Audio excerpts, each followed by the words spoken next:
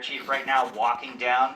So this will be, they're walking down to the Terminal A, the old Terminal A, Terminal 1 as it's known now, which is the historic terminal at Reagan National Airport. For people who fly Southwest or Frontier, that's this terminal that they are now walking down from, and presumably going to have a press conference, and we're going to learn some more information about exactly what happened. We have to stress here, guys, this is so early on in the entire incident that we don't know everything, and we have to wait to learn all of the details before we can confirm or report anything. And we're going to do the best that we can to get all the information here. American Airlines has put out a statement. The airport has put out a statement. Metro is weighing in. They're talking about their operations, and so a lot is happening quickly here, and we'll stay on top of it, guys. Back to you. Adam, as you were coming on the air, I can hear in your voice how sobering it is for you to be there on site as somebody who's covered transportation for us for so long. Can you talk about that, about being a reporter right now on the scene for this terrible tragedy? I mean, we know about Air Florida in 1982 when 74 passengers, 5 crew members flew into the 14th Street Bridge, crashed into the Potomac, only 5 survivors in that crash.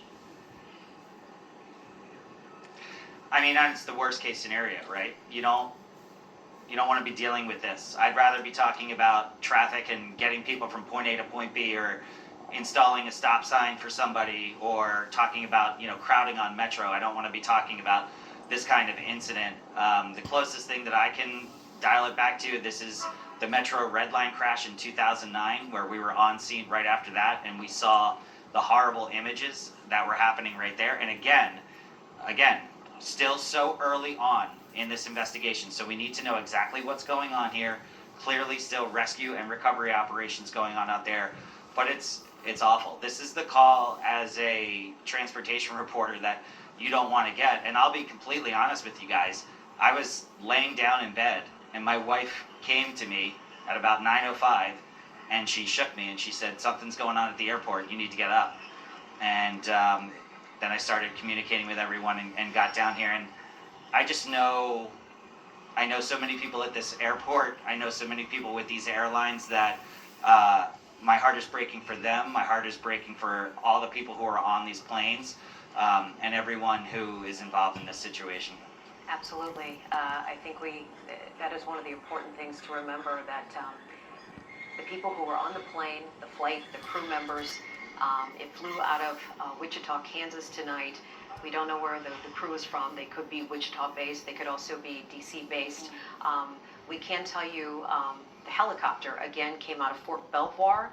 We understand that there were 3 people on board, and we've learned, according to NBC News, the helicopter involved in the collision was on a routine flight. So again, we are still working to get more information about that and what may have led to this tragic accident. Adam was saying that his heart goes out to everyone involved. We want to turn your attention to the screen real quick. This is the phone number that American Airlines is providing. If you have a loved one who was on that flight, it's 800-679-8215,